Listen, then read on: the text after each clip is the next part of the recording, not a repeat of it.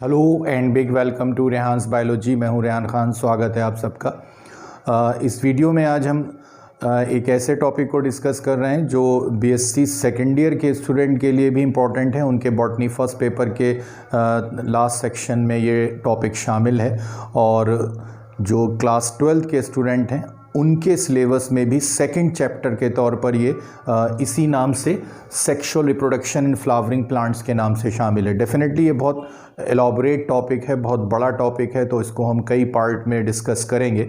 आज हम फ्लावर की मार्फोलॉजी के बारे में और ख़ासतौर से उसके मेल पार्ट के बारे में डिस्कशन करेंगे। उसके बाद आपको माइक्रोस्पोरोजेनेसिस, मेगास्पोरोजेनेसिस और double fertilization, endosperm development, seed formation और फ्रूट फॉर्मेशन के बारे में जानना है। तो यही चीज़ें हम आगे के कुछ वीडियोस में डिफरेंट पार्ट में डिस्कस करेंगे। तो जो टॉपिक है हमारा आज का वो sexual reproduction in flowering plants का है। और जब आप फ्लावरिंग प्लांट्स कहते हैं तो मेनली वहाँ पर दो ग्रुप्स हैं वैसे तो, जिम्नोस्पर्म और एंजियोस्पर्म, लेकिन हम जिनके बारे में डिस्कशन कर रहे हैं वो एक्चुअली एंजियोस्पर्म्स हैं। तो एंजियोस्पर्म्स में किस तरह से सेक्सुअल रिप्रोडक्शन होता है इसके बारे में हमें डिस्कस करना है। और ये एक्चुअली जो पूरा टॉपिक है वो एम्ब्रियोलॉजी पर बेस्ड है, एम्ब्रियोलॉजी से रिलेटेड है, जिसमें आप spore formation, fertilization, embryo development और पोस्ट फर्टिलाइजेशन जो डेवलपमेंटल चेंजेस होते हैं जिसमें सीड और फ्रूट का फॉर्मेशन होता है, उसके बारे में आप यहाँ पर पढ़ेंगे, डिस्कस करेंगे हम लोग। तो आइए शुरू करते हैं। तो जिनको हम फ्लावरिंग प्लांट्स कह रहे हैं मीन्स एंजियोस्पर्म्स, उनके अंदर जो फ्लावर्स हैं, जो सबसे अट्रैक्टिव पार्ट है उनमें आफ्टर लीव्स, वो फ्लावर्स हैं और इनकी प्रेजेंस की वजह से ही वो फ्लावरिंग प्लांट्स कहलाते हैं। अगर आपसे एक बहुत सिंपल वे में क्वेश्चन पूछा जाए कि व्हाट इज़ फ्लावर, आप क्या समझते हैं फ्लावर से, या फ्लावर किसको कहते हैं, तो एक बायोलॉजी स्टूडेंट होने के नाते, एक बॉटनी का स्टूडेंट होने के नाते आपका आंसर जो है वो बहुत प्रिसाइज होना चाहिए। और अगर आप आंसर ये देते हैं कि flower is a modified shoot, shoot means branch, flower is a modified shoot which meant for sexual reproduction। आप खाली रिप्रोडक्शन कहिए तब भी कोई अर्ज नहीं है। तो ये एक्यूरेट डेफिनेशन है फ्लावर की। तो जो फ्लावर हैं एंजियोस्पर्म्स के अंदर या फ्लावरिंग प्लांट्स के अंदर, एक्चुअली वो एक मॉडिफाइड ब्रांच या मॉडिफाइड शूट हैं जिनका मुख्य कार्य, जिनका मेन फंक्शन जो है वो सेक्सुअल रिप्रोडक्शन में हेल्प करना है। तो फ्लावर्स जिनको हम कह रहे हैं, अगर आप उनका एक लॉन्गिट्यूडनल सेक्शन काट के देखें तो आपको उसके डिफरेंट कंपोनेंट्स दिखाई देंगे। और जो कंपोनेंट्स हमें यहाँ दिखाई दे रहे हैं उसमें एक तो फ्लावर का एक्सिस है। तो जो एक्सिस ऑफ फ्लावर होता है जिसके थ्रू फ्लावर अपनी ब्रांच के साथ में अटैच रहता है, उसको कहते हैं पेडिसिल। और ऐसे फ्लावर पेडिसिलेट फ्लावर कहलाते हैं जिनके बेस पर एक एक्सिस या पेडिसिल होता है। जिनमें पेडिसिल नहीं होता है तो उनको सेसाइल फ्लावर्स कहते हैं। इसके बाद एक बेसल पार्ट है फ्लावर का, बहुत इंपॉर्टेंट पार्ट है, इसको याद रखिएगा। ये बेस का काम करता है फ्लोरल पार्ट के अरेंजमेंट के लिए और इसको कहते हैं थैलेमस। हिंदी में पुष्पासन कहते हैं। जिन लोगों ने हिंदी मीडियम में ये नाम सुना है तो वहाँ पर वो नाम जो पढ़ते हैं वो वर्ड इस्तेमाल किया जाता है, पुष्पासन, थैलेमस। तो थैलेमस जो है वो बेसल पार्ट है किसी भी फ्लावर का जिसके साथ सारे फ्लोरल पार्ट जो हैं वो अरेंज रहते हैं। डिफरेंट टाइप का हो सकता है थैलेमस, हो सकता है वो डिस्क के जैसा हो, फ्लैट हो, या हो सकता है वो कप के जैसे शेप का हो या डोम शेप्ड हो। तो डिफरेंट शेप के जो आपको थैलेमस मिलेंगे, मींस या तो थैलेमस हो सकता है इस शेप का हो, ये एक डोम शेप थैलेमस है जिसमें नीचे ये पेडिसिल है, ये थैलेमस है। या फिर हो सकता है ये इस तरह का कप शेप थैलेमस हो, ये इस तरह का, ये एक कप शेप थैलेमस है। और या फिर हो सकता है ये एकदम फ्लैट हो और एक डिस्क के जैसा लगता हो देखने में। तो ये डिफरेंट शेप के थैलेमस हैं। अब अगर आप ये समझ लें कि ये शेप ऑफ द थैलेमस का क्या इफेक्ट होगा, ख़ासतौर से ओवरी पर क्या इफेक्ट होगा, तो आपको कई सारी चीज़ें क्लियर हो जाएंगी। थैलेमस अगर डोम शेप्ड है तो जो ओवरी है, जो फीमेल पार्ट है फ्लावर का, वो इसकी टिप पर अटैच रहती है और बाकी सारे फ्लोरल पार्ट ओवरी से नीचे रहते हैं, तो ऐसी ओवरी कहलाती है सुपीरियर ओवरी। और अगर थैलेमस कप शेप्ड है, ओवरी इसके अंदर इंसर्ट है, इसके अंदर एडजस्ट है और सारे फ्लोरल पार्ट जो हैं, बाकी के floral part means sepal, petal, स्टेमन, वो सब ओवरी के ऊपर अटैच्ड हैं या उससे अबव द पोजीशन पर है, तो ऐसी ओवरी कहलाती है इंफीरियर ओवरी। और अगर इस तरह का फ्लैट डिस्क के जैसा थैलेमस है और उसमें ओवरी जो है वो स्लाइटली सिंक कंडीशन में है, बहुत थोड़ी सी धसी हुई अवस्था में है, और बाकी फ्लोरल पार्ट जो है वो उसके कंपैरिजन में लगभग उसके एक समान सतह पर हैं, सेम सरफेस पर हैं या थोड़ा सा उससे ऊपर हैं, तो ऐसी कंडीशन में ओवरी कहलाती है सेमी इंफीरियर ओवरी। तो थैलेमस वो बेस होता है जिसके साथ सारे फ्लोरल पार्ट्स अटैच रहते हैं। थैलेमस के साथ जो फ्लोरल पार्ट्स अटैच्ड हैं उनको आप दो पार्ट्स में डिवाइड कर सकते हैं। एक कहलाते हैं नेसेसरी वर्ल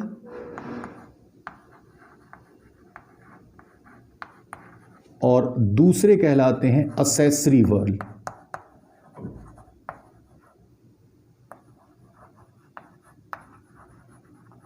नेसेसरी वर्ल्स जो हैं, अब यहां पर याद रखिएगा, ये वर्ल जो है हिंदी में इसको कहते हैं चक्र, और फ्लावर में सारे पार्ट जो हैं वो सर्किल्स में, वर्ल में लगे रहते हैं, तो इसलिए आप नॉर्मली इस वर्ड का इस्तेमाल करेंगे, वर्ल या हिंदी में चक्र कहेंगे।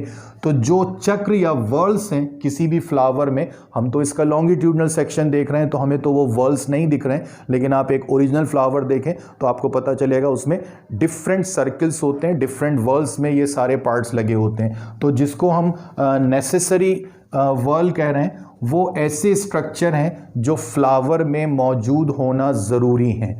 अगर वो नहीं होंगे तो फ्लावर के होने का कोई मतलब नहीं होता है, ऐसा फ्लावर न्यूट्रल कहलाता है। अब आप याद करिए, अभी आपने कुछ देर पहले ये डेफिनेशन पढ़ी है, सुनी है डेफिनेशन के फ्लावर क्या होते हैं, तो flower is a modified shoot which mean for sexual reproduction, यानी कि फ्लावर एक परिवर्तित शाखा है जिनका मुख्य कार्य सेक्सुअल रिप्रोडक्शन में सहायता करना है। डेफिनेटली जब वो रिप्रोडक्शन में सहायता करने वाली संरचनाएं हैं, रिप्रोडक्शन में या जनन में सहायता करने वाली, तो उनके साथ कुछ रिप्रोडक्टिव ऑर्गन भी होंगे। वही रिप्रोडक्टिव ऑर्गन जो हैं वो नेसेसरी वर्ल हैं फ्लावर का।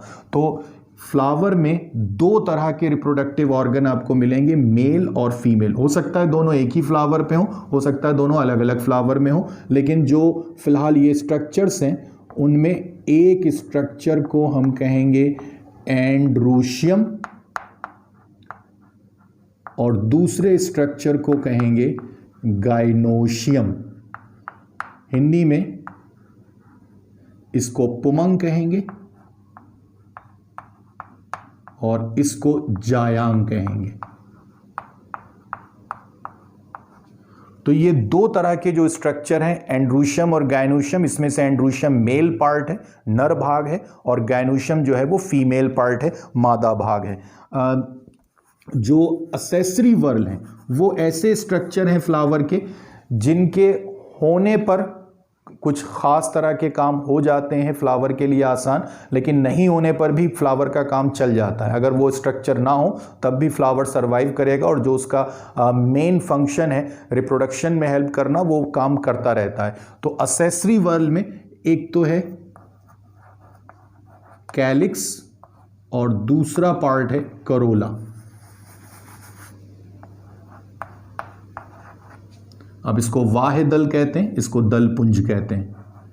तो ये जो कैलिक्स है ये फ्लावर में सबसे बाहर की तरफ हरे रंग की पत्ती के समान दिखने वाली संरचनाओं का समूह होता है, और करोला जो है वो रंगीन संरचनाओं का समूह होता है जिनको आमतौर पर हम पंखुड़ियाँ कहते हैं या अंग्रेजी में पेटल्स कहते हैं। तो करोला जो है वो दलपुंज जिसके अंदर कलर्ड पार्ट होते हैं, उनका काम होता है कीटों को आकर्षित करना, इंसेक्ट्स को अट्रैक्ट करना फॉर पॉलिनेशन, परागण।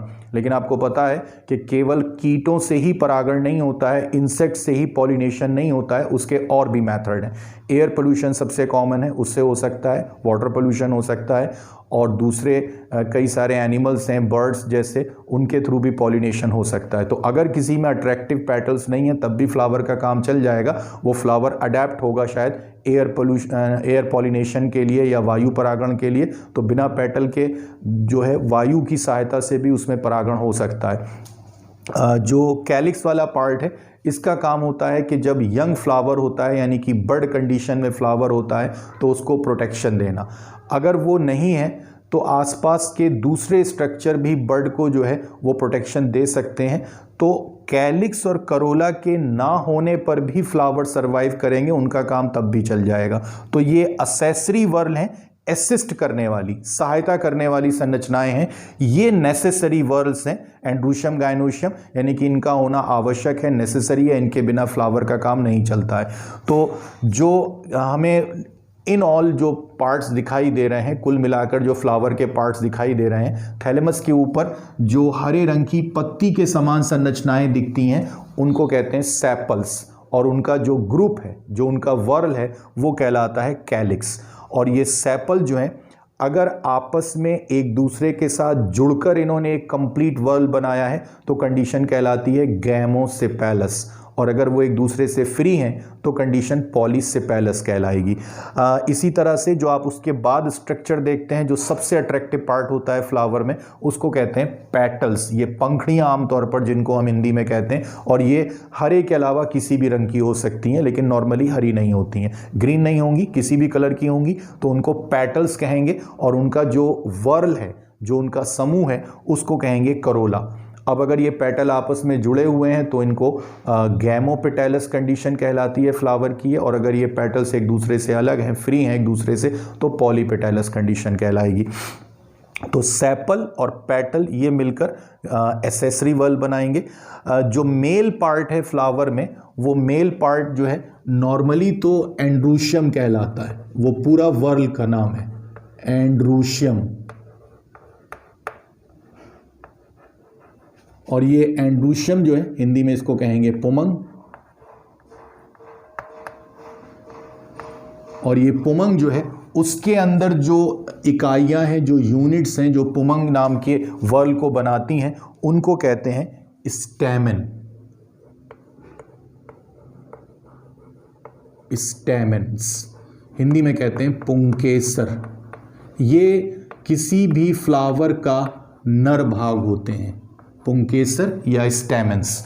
तो ये आपको यहाँ स्टैमेन्स दिख रहे हैं, संख्या इनकी बहुत अलग अलग होती है, एक से लेकर इनफाइनाइट या इंडेफिनिट नंबर इनका हो सकता है किसी भी फ्लावर में। हो सकता है ये आपस में जुड़े हों, हो सकता है एक दूसरे से अलग अलग हों, अलग अलग होंगे, एक दूसरे से फ्री होंगे तो पॉलीएंड्रस कंडीशन कहलाती है। हो सकता है ये पेटल्स के साथ चिपके हों, अगर पेटल के साथ अटैच्ड होते हैं तो इपीपेटैलस कंडीशन कहलाती है। कभी कभी ये गायनोशियम वाले पार्ट के साथ अलग अलग तरह से अटैच्ड हो जाते हैं, तो उनका अटैचमेंट जो है वो अलग अलग है। कभी वो एक ग्रुप की फॉर्म में अरेंज हो जाते हैं, कभी दो ग्रुप की फॉर्म में मिलेंगे, कभी मल्टीपल ग्रुप्स की फॉर्म में मिलेंगे। तो वो जो अरेंजमेंट का मोड है उनका वो बहुत अलग अलग है। लेकिन स्टैमेन जो है वो मेल पार्ट है, फ्लावर के नर भाग हैं। जो इसके बाद अगला इंपॉर्टेंट पार्ट है वो है गायनोशियम। गायनोशियम जो है, गायनोशियम, इसको हम हिंदी में कहते हैं जायांग। और ये जायांग जो है वो 3 हिस्सों से मिलकर बना होता है। जहाँ भी आप जायांग को देखेंगे उसमें 3 हिस्से होंगे। सबसे नीचे वाला हिस्सा होता है ओवरी, जिसे कहते हैं अंडाशय। उसके बाद स्टाइल, शॉर्ट भी हो सकता है ये और बड़ा भी हो सकता है, लॉन्ग भी हो सकता है। और उसकी टिप पर जो हिस्सा है उसको कहेंगे स्टिग्मा। तो ओवरी, स्टाइल और स्टिग्मा, अंडाशय, वर्तिका और वर्तिकाग्र, ये हिंदी में कहलाता है अंडाशय। ये हिस्सा जो है एक्सिस वाला, ये कहलाता है वर्तिका, और ये हिस्सा कहलाता है वर्तिकाग्र। तो ये जो हमें यहाँ दिख रहा है डायग्राम में, ये वाला हिस्सा जो है ये ओवरी है, यहाँ से यहाँ तक का ये हिस्सा स्टाइल है और ये टिप वाला हिस्सा जो है ये स्टिग्मा है।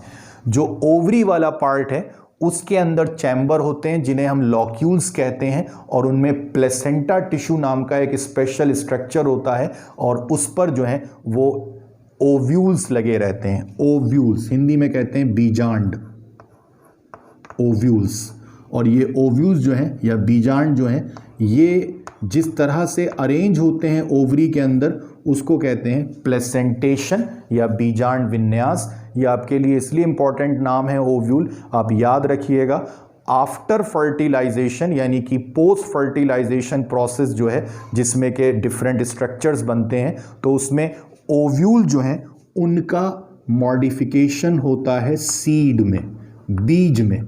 तो जो बीज होते हैं किसी भी फल के अंदर वो ओव्यूल के मॉडिफिकेशन से यानी कि बीजांड के परिवर्तन से बनते हैं आफ्टर फर्टिलाइजेशन, निषेचन के बाद। और इसी तरह से याद रखिएगा कि जो ओवरी है फर्टिलाइजेशन के बाद ओवरी जो है वो फ्रूट में बदलती है, फल में बदल जाती है। तो जो फल है वो ओवरी के मॉडिफिकेशन से यानी कि अंडाशय के परिवर्तन से बनते हैं आफ्टर फर्टिलाइजेशन, और जो ओव्यूल हैं उनके परिवर्तन से बीज बनते हैं। अब आपके लिए दो छोटी सी डेफिनेशन और तैयार हो गई। अगर आपसे कहा जाता है कि व्हाट आर सीड्स, बीज क्या होते हैं, तो आप एक लाइन की डेफिनेशन में बताएंगे कि seeds are modified fertilized integumented ovule, यानी कि बीज जो हैं वो ऐसे परिवर्तित निषेचित बीजांड होते हैं जिनके चारों तरफ भित्ति यानी कि इंटेगुमेंट होती है।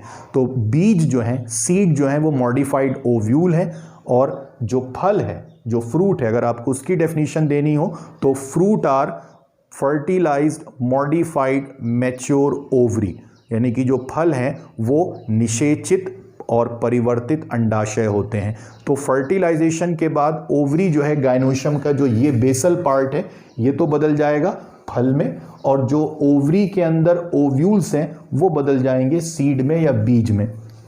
अब एक बात याद रखिएगा, हमेशा फर्टिलाइजेशन के बाद ही फ्रूट नहीं बनता है, कभी कभी बिना फर्टिलाइजेशन के भी ओवरी से फ्रूट बन जाता है। और जब ऐसा होता है कि बिना फर्टिलाइजेशन के ओवरी से फ्रूट बन जाए तो इसको कहते हैं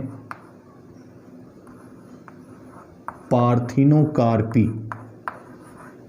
तो पार्थिनोकार्पी जो है वो एक ऐसी प्रोसेस है, एक ऐसी कंडीशन है जिसमें ओवरी से बिना फर्टिलाइजेशन के फ्रूट बन जाता है। डिफरेंट कंडीशन इसके लिए रेस्पॉन्सिबल होती हैं, लेकिन अगर आप जानबूझ के किसी ओवरी को फर्टिलाइजेशन के बिना फ्रूट में परिवर्तित कराना चाहते हैं तो उसके लिए प्लांट हार्मोन्स का इस्तेमाल करते हैं, जिनमें ऑक्सिन और जिब्रेलिन्स, ये दो सबसे इंपॉर्टेंट हार्मोन हैं जिनका इस्तेमाल करके हम किसी भी ओवरी को बिना फर्टिलाइजेशन के फ्रूट में बदल सकते हैं। तो ये एक छोटा सा आपके लिए ऑब्जेक्टिव क्वेश्चन के पर्पज से इंपॉर्टेंट पॉइंट है, याद रखिएगा इसको, कि बिना फर्टिलाइजेशन के भी ओवरी जो है वो फ्रूट में परिवर्तित हो सकती है। तो जो यहाँ पर आपको बातें बताई गई कि फर्टिलाइजेशन के बाद ये जो अंदर ओव्यूल्स हैं ओवरी के ये बीज में बदलेंगे, और जो ओवरी है यानी कि जो बेसल पार्ट है गायनोशियम का वो फ्रूट में बदलेगा, लेकिन ये सब होगा आफ्टर फर्टिलाइजेशन। अब फर्टिलाइजेशन के लिए आपको क्या चाहिए होता है? फर्टिलाइजेशन के लिए आपको चाहिए होते हैं मेल और फीमेल गैमीट। तो फीमेल गैमीट जो है वो तो एक्स सेल की फॉर्म में बनेंगे ओव्यूल के अंदर आफ्टर मेगास्पोरोजेनेसिस, और जो मेल गैमीट हैं वो बनेंगे by the germination of pollen grains. Pollen grains के अंकुरित होने पर जो है वो मेल गैमीट्स बनेंगे। अब पॉलन ग्रेन कहाँ बनेंगे? वो बनेंगे स्टैमेंस के अंदर, उनके एंथर वाले पार्ट में।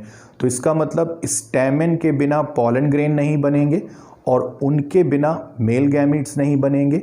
गायनोशियम के ओव्यूल्स के बिना एक्स सेल यानी कि फीमेल गैमीट नहीं बनेगा, और इनके ना बनने पर, मेल गैमीट के और फीमेल गैमीट के ना बनने पर फर्टिलाइजेशन नहीं होगा, सेक्सुअल रिप्रोडक्शन कंप्लीट नहीं हो पाएगा।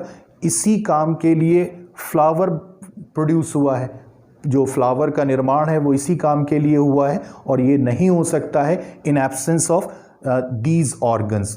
इन अंगों की अनुपस्थिति में, एंड्रोशियम गायनोशियम के ना होने पर रिप्रोडक्शन होना पॉसिबल नहीं है फ्लावर का, तो इसीलिए ये नेसेसरी वर्ल्स हैं। शायद इतनी बात आपको क्लियर हो गई होगी। अब एक एक करके जो है वो हम लोग बात करेंगे।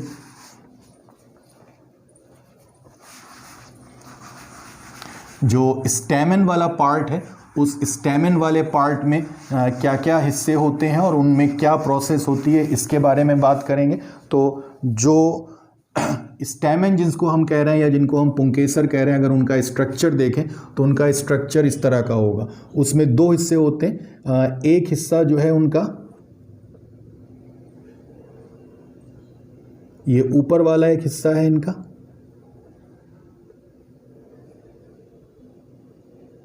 और ये हिस्सा इनका नीचे बेस वाला है। तो ये एक्चुअली एक स्टेमन है, एक पुंकेसर है, और इसमें ये हिस्सा कहलाता है फिलामेंट और ये हिस्सा कहलाता है एंथर। जहां पर एंथर जो है वो फिलामेंट के साथ जुड़ा रहता है, वो हिस्सा कनेक्टिव टिश्यूज़ कहलाते हैं। ख़ास तरह के टिश्यूज़ होते हैं जो एंथर को जोड़ते हैं फिलामेंट के साथ में। अगर आप एंथर का टीएस काट के देखें यहाँ से, तो आपको पता चलेगा कि एंथर जो है एक्चुअली दो हिस्सों से मिलकर बना होता है।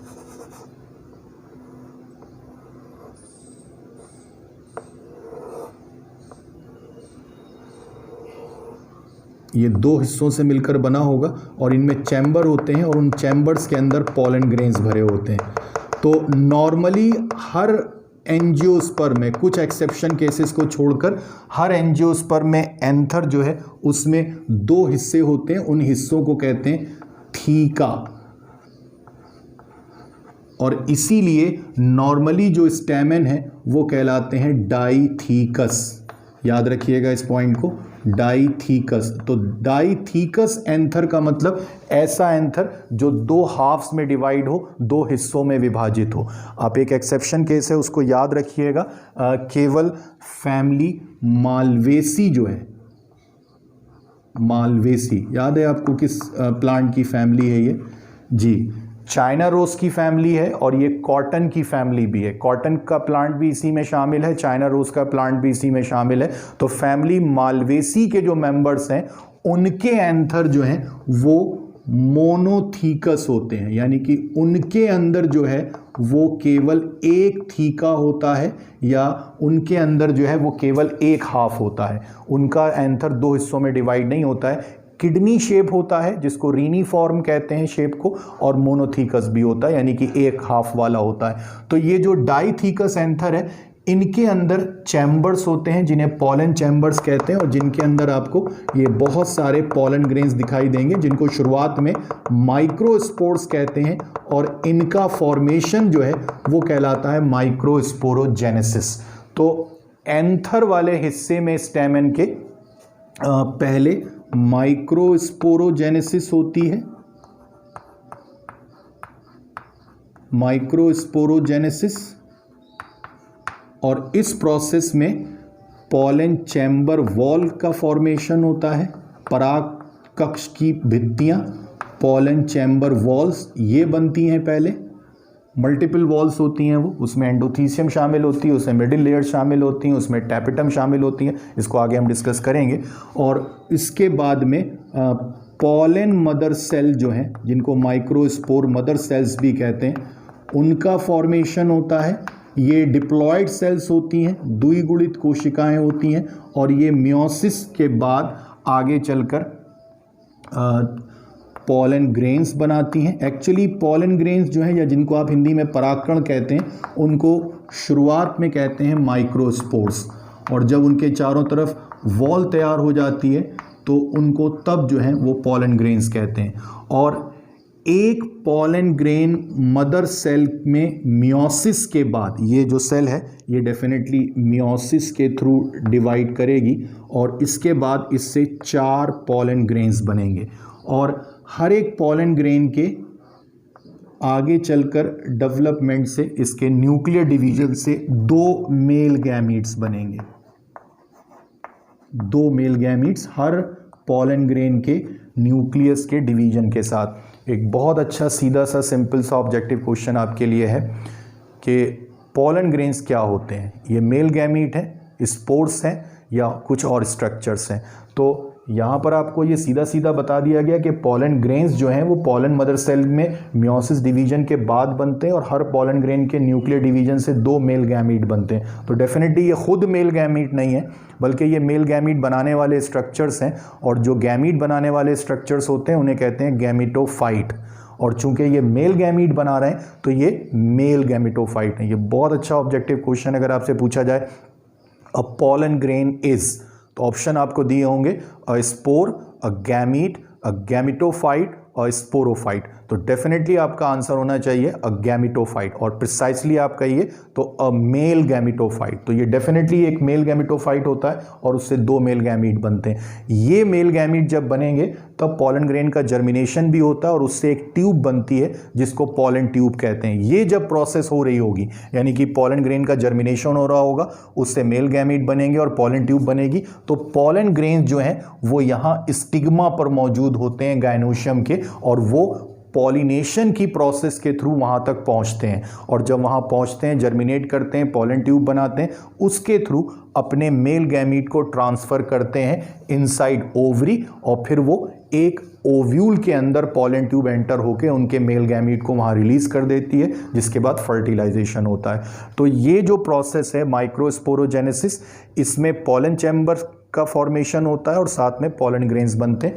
तो हम एक पार्ट में माइक्रोस्पोरोजेनेसिस को डिस्कस करेंगे और उसके बाद जो पॉलन ग्रेन से मेल गैमीट का फॉर्मेशन होता है, जिसको कहते हैं डेवलपमेंट ऑफ मेल गैमीटोफाइट, उसके साथ में हम उसको भी डिस्कस करेंगे। और इसी तरह से स्टेप वाइज आगे हम मेगा स्पोरोजेनेसिस और फीमेल गैमेटोफाइट के डेवलपमेंट को डिस्कस करेंगे, और फिर फर्टिलाइजेशन, डबल फर्टिलाइजेशन और एंडोस्पर्म और एम्ब्रियो डेवलपमेंट।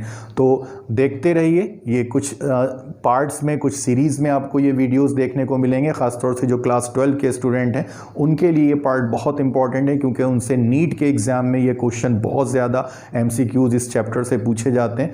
तो अगर आप पहली बार रेहांस बायोलॉजी पर आज आए हैं तो प्लीज़ सब्सक्राइब कीजिए, देखते रहिए, शेयर करते रहिए, लाइक करते रहिए। आप चाहें तो इसका स्क्रीनशॉट ले सकते हैं, और जो भी आपको पॉइंट्स बताए गए हैं MCQs के लिए इंपॉर्टेंट, उनको ख़ास तौर से हाईलाइट करके याद रखिएगा।